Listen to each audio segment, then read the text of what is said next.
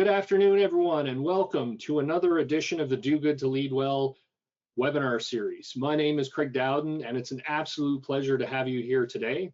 For those of you who have joined previously, welcome back. It's awesome to have you a part of this conversation. For those of you who are first timers, a really warm welcome. Love to have you part of this community, and really excited to have this conversation today with Brian, who I'll get to in a moment. To lay the groundwork, the purpose of these webinars really was in advance of the publication of my first book, Do Good to Lead Well, The Science and Practice of Positive Leadership. And in the work that I do as an executive coach and keynote speaker around positive leadership, I have the extraordinary privilege to speak with best-selling authors and top presidents, CEOs like Brian on a regular basis. So what I wanted to do was broaden this community. So when COVID-19 came upon us, I restarted this webinar series, and so over the past couple of years have interviewed over 70 CEOs, TED speakers, best-selling authors around their insights. And so I'm really excited to welcome to the program today Brian Mills. So he's the president of US Water Filters, and he's held many senior management roles within his career. So prior to joining USWF, he was the Chief Commercial Officer with Glen Dimplex Americas, where he led the commercial strategy on a turnaround objective in the North American market, resulting in 200% growth. So pretty extraordinary results there. Prior to Glen Dimplex, Brian engineered the turnaround of the electrical enclosure division of Pentair for the Canadian market. He also held the Vice President of Business Development role for Canature Water Group, the divestiture from Culligan International Company. He started his career in a family-owned business. So you see lots of awesome experience here in a general management role where he led the spin-off and eventual sale of both business units. So without further ado, Brian, a warm welcome to the program this afternoon. Thank you, Craig. Well, and on top of that, what I have to say is, Brian has been a part of engineering some remarkable turnarounds, has driven exceptional growth, and as we'll talk about today, as you'll learn, Brian is just lives and breathes positive leadership. So has that combination in terms of doing good and leading well. So your current role, this is a recent adventure for you, and now you're the lead of a company that's based in the US and you sit in Canada. So just curious about, so you hear so much, right, in the media about remote work and all those kinds of things. What's that been like for you in terms of the cross-border side? I feel like you're setting me up for a bad airline question with some of the travel, but we'll leave that subject alone for right now. Look, it's been kind of business as usual for me. Prior role, the majority of the organization, lived and breathed the U.S. market, and in large part of the organization lived and worked remotely in the U.S. So kind of business as usual. I haven't seen a lot of change, no issues from a team perspective. The prior CEO lived in Dallas, Texas, and was also remote. So no, the team kind of was used to somebody being remote. From a Canadian perspective, I get the sense that being Canadian is a little bit contagious. I am hearing my team start saying "a" at the end of sentences or at the end of statements, which is quite interesting. And I've been asked what poutine is a couple times. So we're having a little bit of fun with the token Canadian on the team these days. That's awesome. Cross-border relations there. Yeah, expanding culinary interest and vocabulary. That's right. That's absolutely awesome. Well, yes, and I guess just like our moods, Canadiana is infectious, so I love that. One of the really interesting things as well, because you joined, recently during COVID, and a lot has been written and spoken about in terms of effective onboarding. So I would love to hear your experience, and I'm sure members of this community would love to hear your insight. You have lived experience in terms of what it's like to come in, not only to onboard into an organization, also onboard as president of that organization. Yeah. So can you take us through that journey and what lessons you've learned, Brian? Yeah, I would start by saying the biggest learning I've had, and I came in January, and so it's been 8 months. The biggest learning I've had over the course of the last 8 months is onboarding is both ways. I am onboarding into the organization, but the organization is also taking me in, and those things I feel like maybe I haven't recognized in the past. Bringing employees into an organization or onto my team historically, you do the standard onboarding, you get people up to speed on what the organization is doing and how their role and responsibilities are going to contribute into those results. However, in this case, I feel that not only am I getting up to speed, but I'm also bringing the organization with me. We've rewritten the strategy a little bit. We are in a kind of inflection point in the business's history, 20 years later. And trying to bring my team, along on the journey with me has been kind of an equal onboarding on both sides. So my biggest learning has been onboarding works both ways. That was not visible to me in prior roles. So living a little bit, flying by the seat of my pants a little bit some days, because I'm trying to bring the organization with me with some new processes and strategies as well. Well, and this is why I love, already got a question. So I was anticipating that. Kirk was wondering, love that you talked about the bidirectionality of onboarding.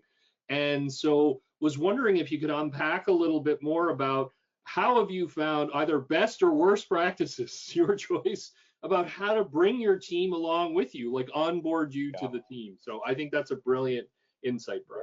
So I think any organization you go into has their own processes and roles and responsibilities set up for the organization, and somebody like me coming into the organization has some proven experience on how things have worked well for me and not so well for me, and being gentle about not telling people this is the way we need to do it. I've been criticized in my career for already making the decision, being too fast for some of my team, Craig. As you know, we've talked about a lot over the last years we've been together. So, to answer Kirk's question, being gentle, trying to bring people along in process improvement and continuous improvement, I think would be my biggest call out. Knowing that I'd like to get to, X point, and how I'm going to get there is likely going to take a little bit longer to bring people along into that process, into that continuous improvement. So yeah, that's probably the best example right now. That's awesome. Well, and I've got another question. So again, rapid fire.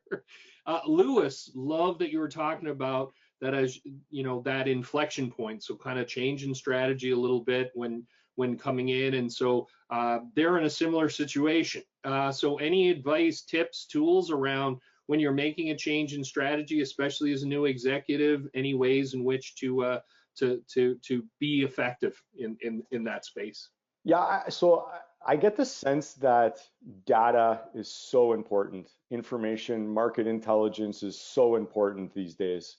I would actually say, the majority of organizations are probably data heavy and they don't know it and they're not sharing it. Where's the data coming from? Why are you making the decision the way you're making it? And what you'll hear a lot today from me is about communication. So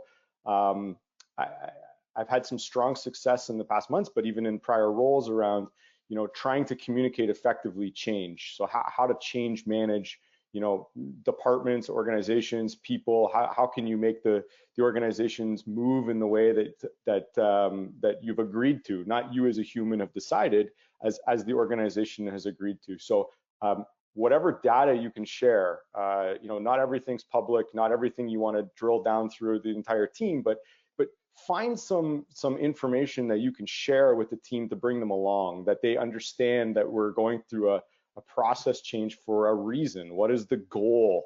How would you like to get there? And then, things could change 1,000 times.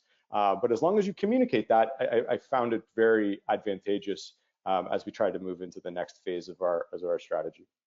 Well, I love that. And again, continuing, I'm not surprised, Morgan. Another question coming in so Tara said, absolutely love that you talked about how organizations can tend to hoard data without sometimes not even knowing it. So do you have any advice or any suggestions for how to gently bring that up, where you're focused on communication around how to get an organization to realize the information they have and how best to convey it to their teams? Yeah, so number one is agree on the data. So, normally you would get into a meeting with your peers or the executive team, and you have something to share. Well, that something to share is pointless unless everybody values it, everybody agrees on it. And my advice is do the pre-work to make sure you agree on the data.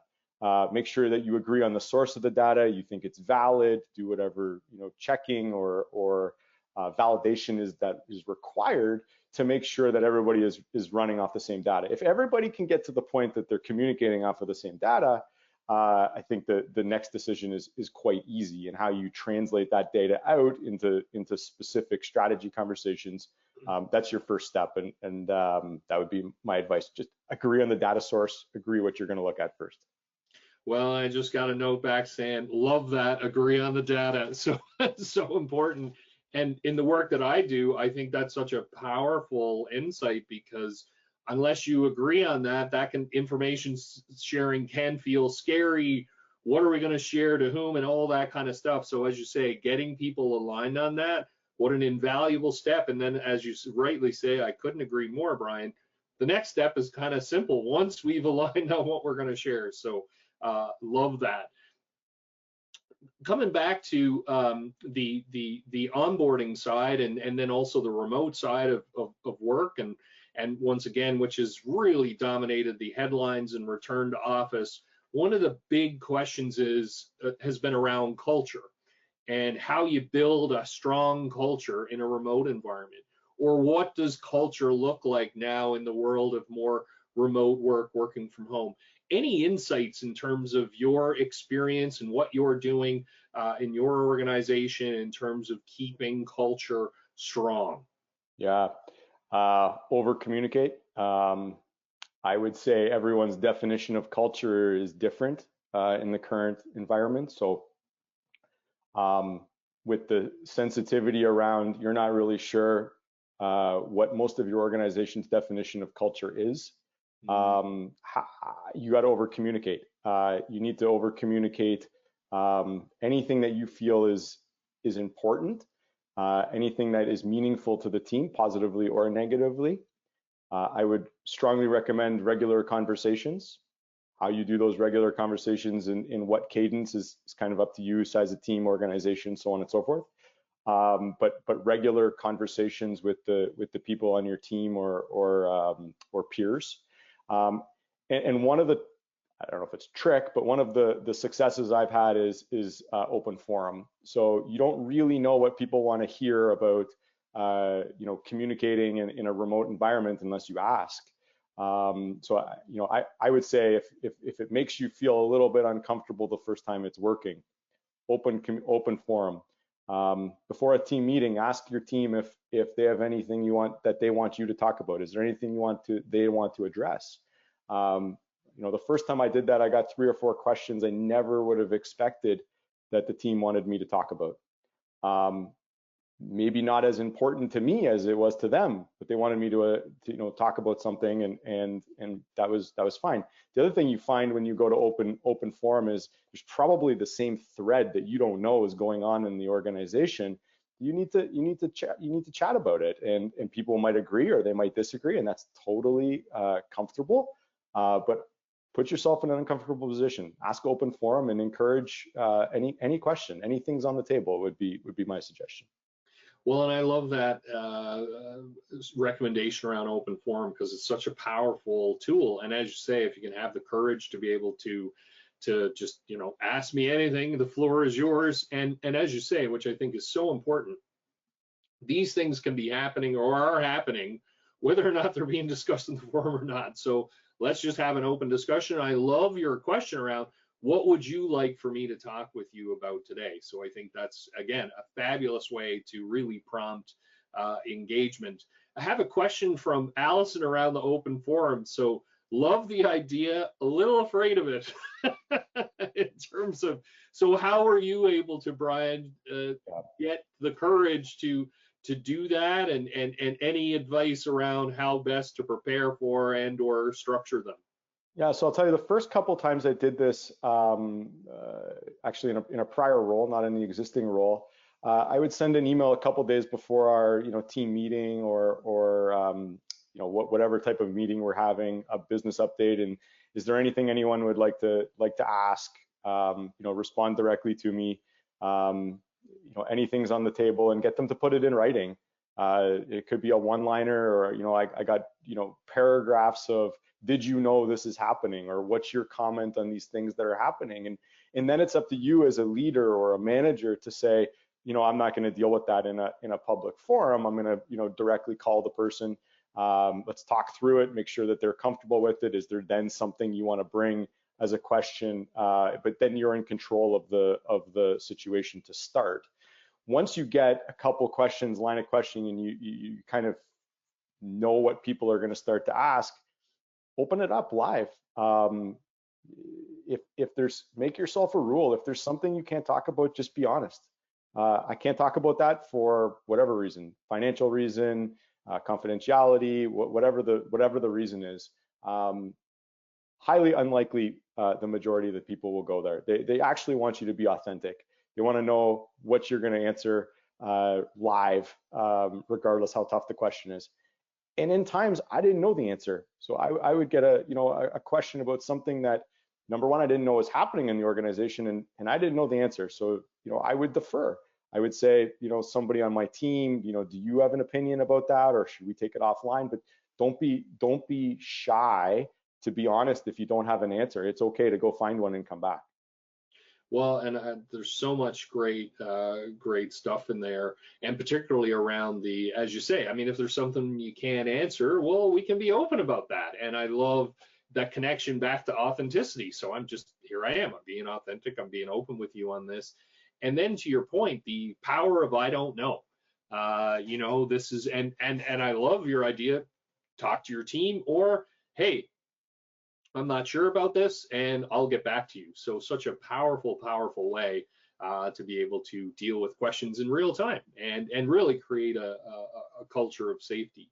I have another question from Tim, who is wondering, and you mentioned communication, and you're going to come back to that from time to time throughout our conversation. Was wondering, are there aspects of your communication style that have changed throughout the course of your career? Yeah. This is something that I learned in I would say the past 3, 4, maybe 5 years to be incredibly important. Communication style, I guess my advice is know your audience's communication style. Do they just want the information? Do they want you to tell them you're making a decision? What is their communication style? How would they like to receive the information, or the communication that you're delivering would be my advice. That communication style is completely different by person. Some people need a long time to digest the information, and some people can pick it up in 30 seconds or less. You need to know your audience. If I learned one thing over the past couple of years, is know your audience and figure out how to communicate with them in a manner that they're going to digest it. Everyone is different. There's some tools out there like a DISC profile that when I initially took DISC, I wasn't a big believer, and now I use it every day. I have learned how to use the DISC or Personalysis. There's lots of them out there that you can use. That is a big tool that I would strongly suggest in improving communication style. That's awesome. Absolutely. And got a note back. Thank you. Really, really great answer. I want to talk to you about leadership, because again, as we navigate through the pandemic and then turn the corner and look into the future, what qualities do you feel that leaders need to possess in order to be successful in their roles, both today as well as we move into the future? Yeah, I'm going to come back to the data. Market intelligence, data, information, Organizations, teams, people want to know there's something behind what the leader is saying. Well, how did you come to that conclusion? You don't have to share every detail, but at least share the things that are important on how you got to that thought or that decision. You will gain the trust in the followership very quickly from the people that are questioning some of the decisions or leadership style. The other one that we haven't talked about that I have adopted in the last couple of years is scenario planning. Since COVID or the pandemic hit, scenario planning, I would have never believed in my career scenario planning was so important. And by scenario planning, I mean run a model or something that shows you what a result would be if you did something different. What does your scenario plan look like? You could have 1 or 100 scenario plans. It takes time, it takes effort. You likely need to bring other people into the conversation, but scenario planning would be my big call out in the current environment. I got a couple of comments. Love scenario planning, so valuable and underutilized. So got some fans out there for sure. Got a question from Tony, who's and related to communication, difficult conversations or performance conversations. Like, what finds them difficult? Any suggestions around how to do them effectively and how to best set the stage to have a productive discussion rather than, sounds like in Tony's case, it can spiral out from based on what I can see here. So any recommendations or advice around how to approach those discussions? People don't like surprises. People get caught off guard by surprises. How do you not surprise someone and be constructive at the same time? Every situation's a little bit different. Trying not to surprise someone on a, hey, I need to talk to you in 10 minutes, and you get on a video call and tell them they're doing X right or wrong, and you would like them to do it in a different way. Not be too gentle about it, because you're trying to deliver a message. Be authentic about it, but try not to surprise the person. You need to get to a point that you're going to have that difficult conversation, and basically they know it's coming. I think a lot of it has to do with us as leaders. If the employee or the human being believes that they are doing a good job and you believe that they're not doing the best job that they could do, that's on us. A lot of people say accountability.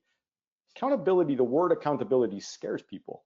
How do you message things to hold people accountable without being extremely direct to surprise people? My advice is to do it gently, but get them to the point that they know it's coming if it's that bad. Well, and I love your point, Brian, around the don't surprise people. I think that and it's so interesting. It fits. I'm a huge data guy, research guy, and when it comes to performance conversations, that's one of the big criticisms. It's almost like people save this up so that you parachute into this conversation, and then people leave and just are absolutely shocked by what was discussed. And I love your point about how we react. I mean, if you're commenting on someone's performance in a critical way, like, hey, surprise, no idea this is coming. I think that's so valuable in terms of letting, for all of us as leaders to start to think about, well, have I done my job? Have I let them know where things stand? And I love your point as well. And have a follow-up question on this as well from the audience. How do you find that fine line? Because I love your point, Brian, about making sure it's authentic so that it's on point. So any suggestions? So this is Samantha asking this question around how do you find what's that fine line between being direct and on and crossing the line? So any insight there? Recognize it's a tough question with a smiley face. Look. Let's go back and start with why somebody is not performing. Are the metrics clear? Do you agree on the metrics? That would be if the person is not delivering the result that is intended, do they know that is the result that needs to be achieved? And the conversation can start with, how do we get to the result we're trying to achieve? If you disagree on the result, or disagree on the metric, reset the metric so that you both agree. But to start the conversation with, do we agree on the metrics? Do we agree that the results are not where we believe them to be? Do we need to change the metric? Then puts the position back on the other person in the conversation to respond with, I disagree with the metric, or I disagree with the result. Then the conversation starts to happen. If you have that conversation multiple times, then it's not a surprise to someone that you're, doing some sort of performance improvement plan. You're being more direct about it. You've given multiple opportunities to have the conversation, as opposed to at 2 o'clock on a Wednesday, we're going to have a difficult conversation and everybody's going to be quite upset about it. So agree on the metrics, and if you have metrics and you have goals and you know what the results are, those conversations become pretty easy. Yeah, that's and got several comments saying that's just such great insight around. Are we clear on the expectations? Even going back to one of the earlier questions we discussed was around like what data. Agree on the data source, and now this is a beautiful extension of that principle, Brian, around, hey, well, do we even agree on what the expectations are and what the metrics are on this? And Greg loved that insight and then said, what if, and loves the collaborative nature, what if the person says they don't? Like if it's, well, no, I don't agree. Where do you go with that? Well, that's part of being a leader, that either the goal is prescribed, it's up for debate, you're being told. The follow-up is, these are the reasons why that's the goal. Maybe it's a financial reason, maybe it's a strategic objective, it's somebody's KPI that you're a participant of. But that goes to the next level of explaining the data and explaining why. If you can't explain why the metric is the metric, you might have the wrong metric, and I think everybody would agree on that. But explaining why the metric is there is part of why we set the metrics. You should be explaining the metrics. I think there's probably lots of questions about, how do you get to a point that you agree on the metrics? There's lots of good business reasons out there: information, data, strategic goals, financial objectives. That you'll come to an agreement on why the goal is the goal. That's fantastic. And have another question from Angel, who was wondering, how do you? It seems like you have a very courageous approach, if you will, in terms of just entering into conversations, be it in the open forums or in this discussion where like, hey, do we agree on this? How have you been able to build that courage to walk in the conversations where you may hear things that are difficult to hear or you don't want to hear? What's been your journey like to do that? It sounds courageous to Angel. So I think it's a great question. Yeah, so I'm a big proponent of building relationships, and I'm not the partier, and I'm not going to be the guy that's talking to everybody at the party, but I do believe when you're on a Zoom or WebEx or Teams or Google Meet every day with people, or even face to face, you need to develop a relationship, and being authentic to those people will take you to a new level that those conversations start to become easier on both sides. I'm not suggesting you need to befriend your entire team. What I am saying is you need to understand what motivates them. What is their situation? How do they like to be motivated? What drives them? How do they work? What is that communication style? You need to get to know your employees so that when you do have these difficult conversations, you do know how to deliver the message, or any type of communication. Like I said, everybody's communication style is a little bit different. DISC has worked for me very well. There's other tools out there also, but get to know your fellow employees. Regardless where you are in an organization chart, leader of, doesn't matter what size team, get to know your peers, get to know your employees, get to know the organization. That's awesome. And got another question, no name attached to it, but was curious around love the authentic leadership link. what if you tend to be a bit more disagreeable, or maybe a little just naturally unfriendly, as that's part of your authentic self, maybe a little reserved and stoic? Any advice? Like, so how do you reconcile that as an authentic leader? Yeah, I think if you're calling it out like you just did, you're step one in the right direction. That's no different than your audience knowing that you're going to be direct. You're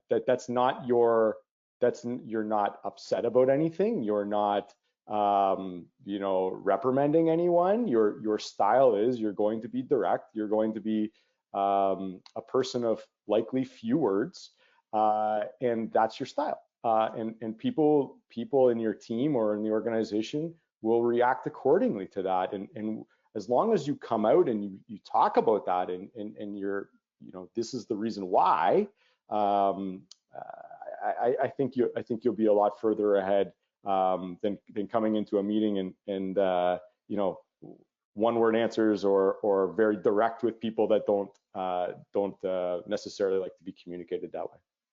Well, and I love such a brilliant insight, Brian, and it fits so nicely, it's just perfectly with my coaching work and different executives that I've worked with.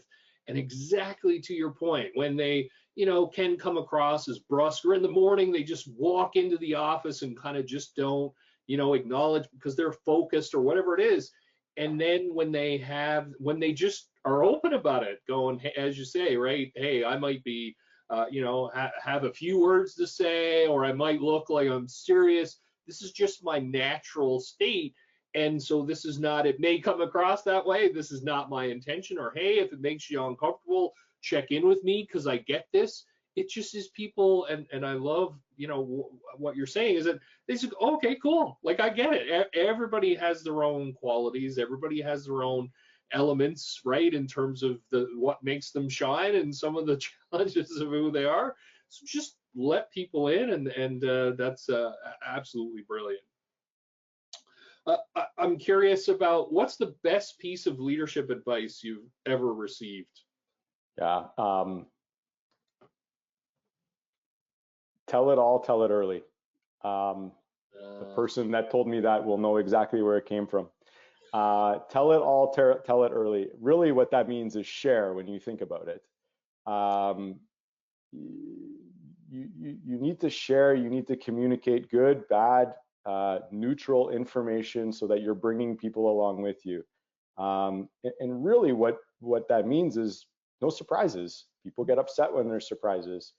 People don't know how to react, or you might get a reaction that you're not looking for when you surprise people. So I am definitely stealing tell it all, tell it early, but I do truly believe in tell it all, tell it early. Share the information, be collaborative. Maybe there's something that's happened in your organization that is not a positive activity, and instead of it sitting in your mind for 24 or 48 hours and you stirring about it, have the conversation, with your whoever, your supervisor or your leader.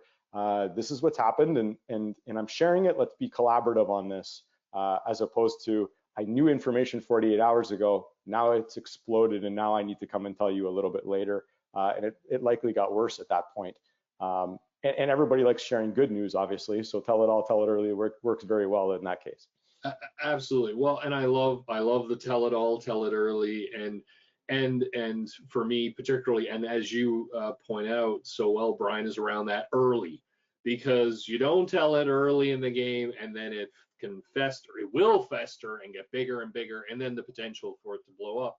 And what I love about a common thread through all of the answers you've provided and the insights that you've shared today is it's about living and breathing collaboration and creating those conditions. And what I also love about what you're sharing, and it's such valuable insight for leaders and aspiring leaders who are listening and watching today, which is around, and then fundamentally as the leader, you have the choice about how collaborative you want to make the conversation, as you talked about earlier around results. Hey, well, this is what the metric is, and here's why. Yet surfacing that insight from the people in your team and in your organization is invaluable because those discussions are happening, and it gives you a chance to be a part of the conversation as well as for them to be a part of it. So love all of this that you're talking about. Well, the pandemic's been around for now, unbelievably, a couple of years, and we continue to go. What lessons have you learned? Like, what are some of the things that you throughout the couple of years, what are some insights that you've gained in terms of maybe things that you've shifted in terms of your orientation, or things you're going to take with you moving forward? Love to get your lessons learned through this. I would say the most important thing is market intelligence, regardless what industry or business you're in or you're leading. There is in today's world absolutely market intelligence, information, data out there that is going to be useful to your business at some point. And if there was one piece of advice, is invest in the information. Find out what your market intelligence is. How can you be the best that you can possibly be, and invest in that. And I said this earlier about scenario planning. If you always are continuously scenario planning, regardless if it's a specific continuous improvement project, or you're interested in attaining a new customer, or you're opening a new facility, there's repercussions in your organization, positive or negatively, based on your decisions. And that scenario plan, regardless how big or how small, is actually continuous improvement. It provides you options, and you will be provided more information than you have today. Information, data, scenario planning is definitely my suggestion. Well, I have another question from Steve. It provides a caveat. Said, I love that you've mentioned market intelligence several times during the discussion. Any tips, realizing any tips around how to be able to do this well? Because it sounds like for Steve, a great opportunity, and I'd like to pick your brain on it. Yeah, Steve, if you're interested in connecting on LinkedIn afterwards, happy to give you some more direct advice. But look, there's associations for everything these days that likely have some sort of subscription base, and they are doing this work anyways. If you're so industry subscriptions or associations would be my first and foremost. As an example, there's internet e-commerce activities going on that you can track basically anything your competitors are doing. There is tools in the world that you can track imports and exports if you're in a goods market. This is public information. To make the best decision possible, it is absolutely advantageous to invest in that market intelligence. But look, every industry is going to be a little bit different, and my point is, the couple industries I've been in since the pandemic has happened, this has become evident. We need more information to make decisions, and more educated decisions than we did before. Well, and I love that, Brian, and as you say, that information is out there, and all of us have access to it, and then it's about curating the best quality information, and that really can drive some really informed decisions. So I think that's absolutely fantastic. I'm also curious as well, because a big, a buzzword, if you will, is around resilience and maintaining our resiliency. And so how do you stay personally resilient through this process? And as a leader, how can we keep our organizations, our team members resilient? Because as you shared before, people can be going through lots of different things and have different kind of circumstances that they're navigating. So any advice from a personal resilience standpoint, and then supporting organizational resilience? From a personal perspective, have a strong, circle of trust, or someone or people that you can talk to, not inside of your existing organization. I suggest against family and friends if at all possible, but have a small circle of trust that you can have conversations with about leadership, business. Just have an open ear that obviously works both ways. no more than a couple people works well for me. You know, I kind of have 3 people that are my go-to text messages or you know, a quick phone call. This is happening. Do you have any insight? Am I missing something here? And obviously those people are going to keep that information to themselves. So a small circle of trust is my personal advice. From an organizational perspective, look, change is the new constant. I don't see change going away anytime soon. I think we're changing more and more every day, and I think being able to change, manage, and control that to the best of your ability in your organization would be my advice on the organizational front. You know, identify that change is normal, and how you manage that change is actually up to you. Be authentic with your organization. Change is happening, positive and negative, every day, and you got to be comfortable with that. You got to have the tools in order to facilitate that change. Well, that's such great insight, and I love your observation around having almost like your own kind of internal board of directors, if you will, like people that you can go to, trusted advisors that you can call, text, and say, hey, this is going on, and to really bend their ear, lean into that, because sometimes, and it's such a powerful insight, because sometimes when we're under stress or a lot of things we're balancing, we can kind of remove ourselves from those social supports. So I think it's such a great insight around, hey, let's have a small group of people who we rely on, that we can share what's going on in an authentic way, to go back to that word.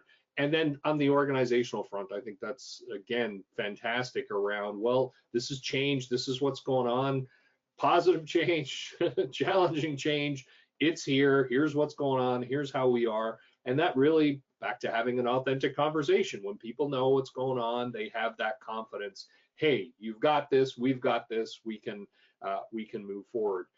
I get questions and love to get your take on this, in terms of, so what advice do you have for aspiring leaders who want to advance in their careers and perhaps have aspirations to the corner office, be president, CEO? What advice would you have for them? 3 things kind of come to mind. Number 1 is identify your gaps.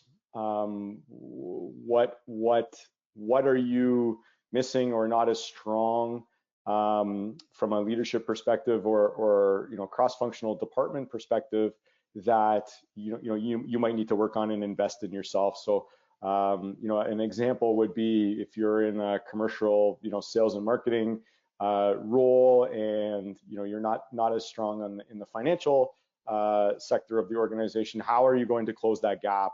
What help do you need? Have you talked about that? Do you have a plan? Do you have a timeline to achieve that plan?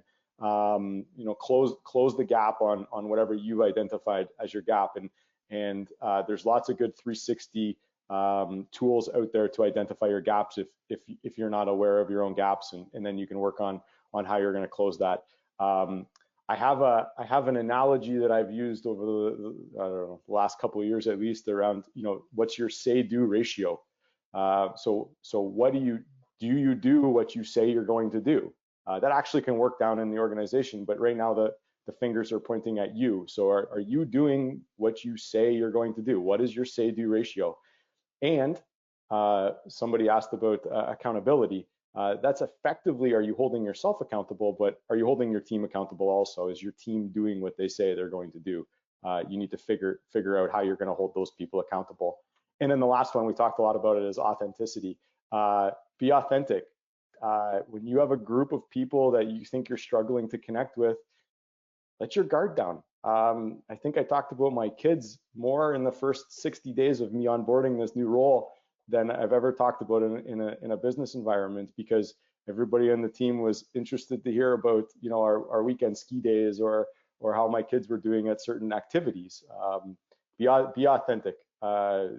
People do want to connect. They want to know more about you as a human instead of how you are at work and driving results. Well, these are such great insights, and I love the. And there was a question which you answered, and I'll leave it. I'll ask it again in case you want to add to it, because someone said, "I love the identify the gaps," as do I, and they were curious about how can you do that, because they said a lot of people they know seem to be oblivious to their gaps. So you had mentioned 360.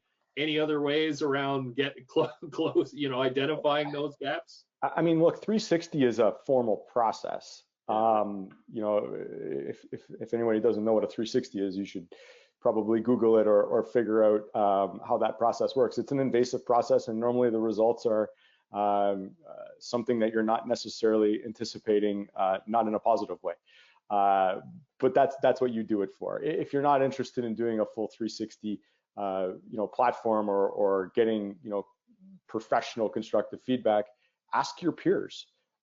Pretty simple to ask your peers. Can you give me three things that I'm really good at in leadership, or three things that you think I need to work on? Two of the three you might disagree with, and you'll get one. It's not a formal process, but if you ask, it will also go a long way with your peers. And separate from your peers, ask your team, ask your organization, ask the people that you work with on a regular basis. What are the things that you think I need to work on? Is it communicating on a more regular basis? Is it being more authentic? What are the things? Even give them some options. I haven't done this personally, but as I'm thinking about it, list out the things that you think are important and make them rank it. Not make them, ask them to rank it. Any information will go a long way. You'll get quite the theme or the trend happening when the further you go with it. Well, and received a thank you, and I love your point, and particularly on a couple of levels, because as you say, the 360 more formalized process, and certainly can be, and you go out and kind of gather and collate information from different people on your team, your peers, etc. What I love about what you shared as well, sometimes we can have this big, well, we've got to have a 360, right? Or some big formal announcement event and everything else. And I love it's those powerful micro behaviors, right, that you just shared. Well, as soon as this webinar is over, each of us, people watching it, can go out and grab someone, or talk to them on a video call and go, hey, like, what's one thing you think I do well, or one thing you think I could change? And as you say, which I think is also incredibly powerful and empowering, Brian, which is around, well, get the feedback, the nuggets. We may not agree with all of it, yet it's so valuable no matter what we get. And approaching it in that way, from a lens of curiosity, just opens up how we can really grow and develop. I've got another question from Stan. And you talked about disruption, you talked about change, like, scenario planning, market intelligence. I think looking into the crystal ball, like, what do you see as the future of work and markets, and where are we going through all of this in terms of as we move ahead? What do you think the future is going to look like? That's a loaded question. That's a big question, eh? Yeah, exactly. Yeah, look, I think that, I mean, it depends on what your industry you're in, but I'll reflect on the industry that I'm in right now. I think that there is significant market compression happening. I think that there's significant geopolitical issues happening, and again, you need to scenario plan for what if scenarios around everything. I think things are gonna continue to change, like I said. I don't think that's obviously ever going to stop. Use the information and the data at your disposal to make the best decision possible. I'm seeing the labor markets free up a little bit, that specifically in the US market, where we're having more applicants and jobs, and the pressure on hiring is or recruiting seems to be coming off, which is somewhat positive for those who have open roles. But from a future of leadership perspective, I would say agility, being agile. Don't get too stuck on a process, because tomorrow you could wake up and your opinion will radically change. Be agile. and over communicate at any particular time would be my advice.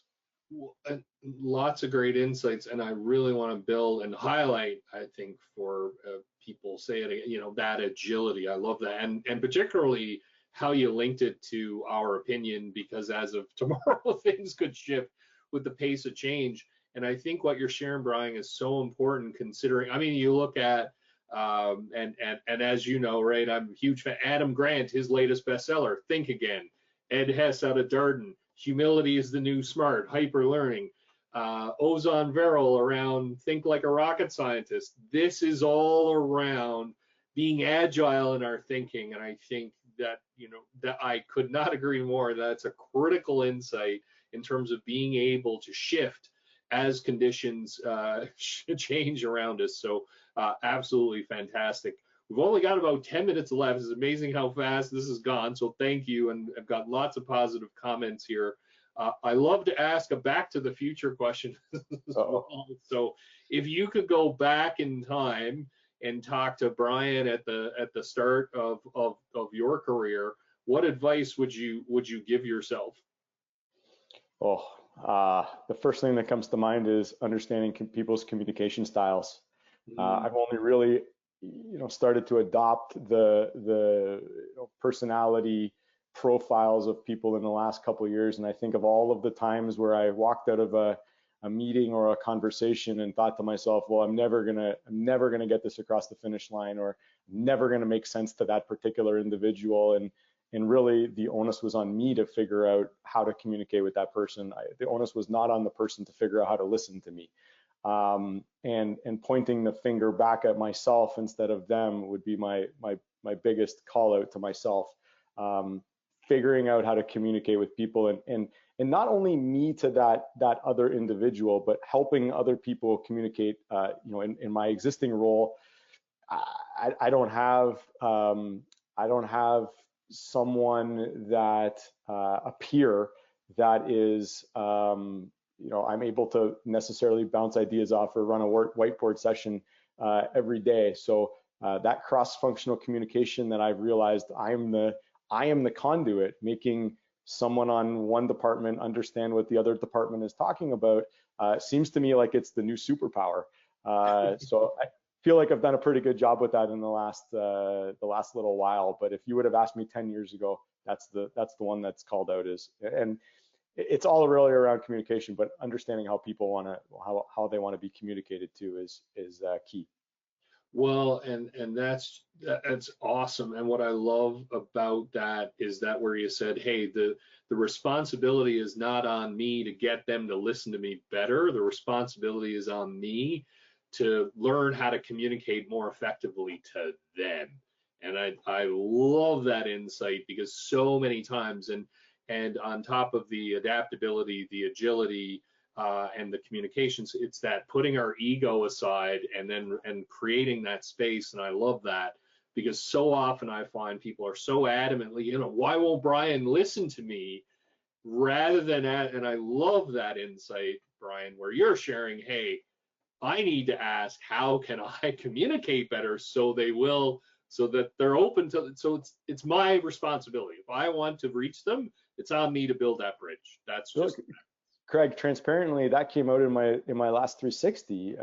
My last 360 was a couple of years ago now, and one of the big call outs was it seems like when Brian brings an idea to the table, the decision is already made in his head. And in fact, yes, sometimes it was already made, and now I'm trying to convince people of why to go in this decision or in this route. But in reality, most of the decisions wasn't made, and I was looking for feedback, and I had to adapt my communication style to bringing people along in the thought process, and that was the direct output of a 360. If anybody's interested in truly being authentic in a 360, there you go. I had to be more, I had to have a better communication style for those who thought I was just coming into the meeting and already had made or any situation and already made the decision.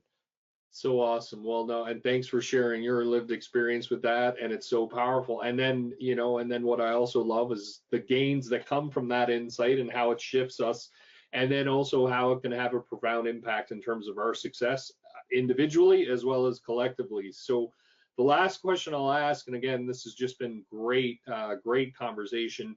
Would love to hear what's a favorite leadership practice or practices, things that you feel they're in your toolkit, your superpowers as a leader that you draw on. I've got a couple, so I know you said one, but I'll reveal a couple. That open forum communication, either if it's in a town hall or a team meeting or whatever event or a situation you're in, that open forum has created a completely new context to what's happening in the organization, what people want to hear about, what they're concerned about, and trying to respond to those questions in that open forum is one of my favorite, although intense sometimes and put myself on the spot. That open forum has really transformed how I view the organization and what's happening in it.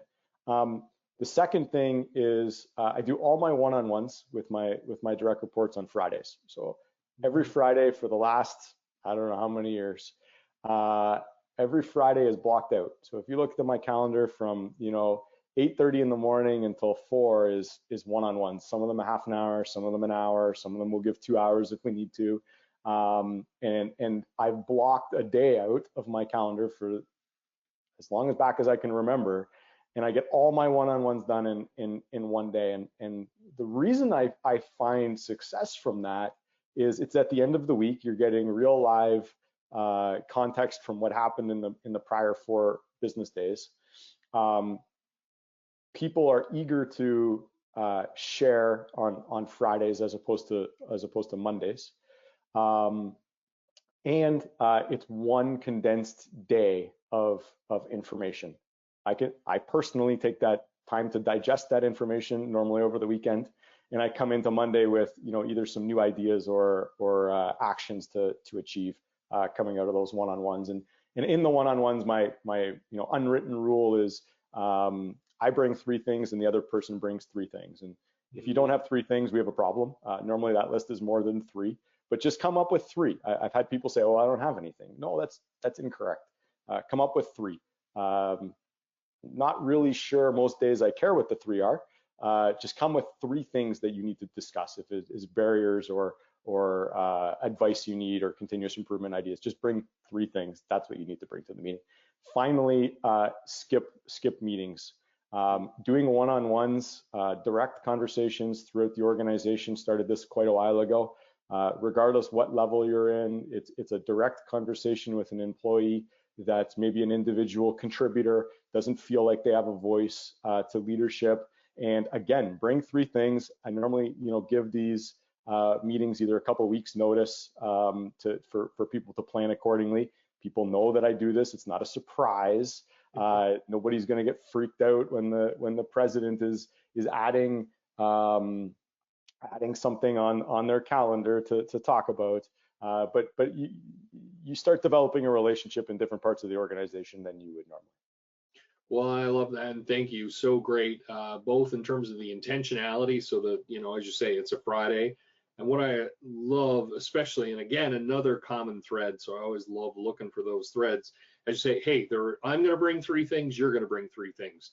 So we're aligned on expectations. So rather than getting together, this is what, and so now we can have the most effective conversation possible. This has been awesome. Thank you. I knew this would be a lot of fun. I knew we get a lot of questions. And great insights. So lots of positive comments. Any final words before we sign off here, Brian, today? This has just been spectacular. So. Oh, thank you very much for the questions. If anybody's interested in reaching out directly, connecting on LinkedIn, feel free to send a message. Find me on LinkedIn is probably the best way. Craig, thank you for having me. We've chatted a lot over the last couple of years, and this has been a lot of fun. Yeah, no, absolutely. The pleasure is all mine. Well, everybody, I'll just quickly announce that the next guest that's on the program is going to be Daryl Stickle, and so he's joining me next in a couple of weeks on August the 22nd at 2 o'clock Eastern time. So if you want to register, just send an email to info@craigdowden.com. Daryl's the author of Building Trust, Exceptional Leadership in an Uncertain World. So thanks again, Brian, for your time. Thanks everyone for being here and amazing questions, and look forward to seeing you again on the next episode. Bye for now.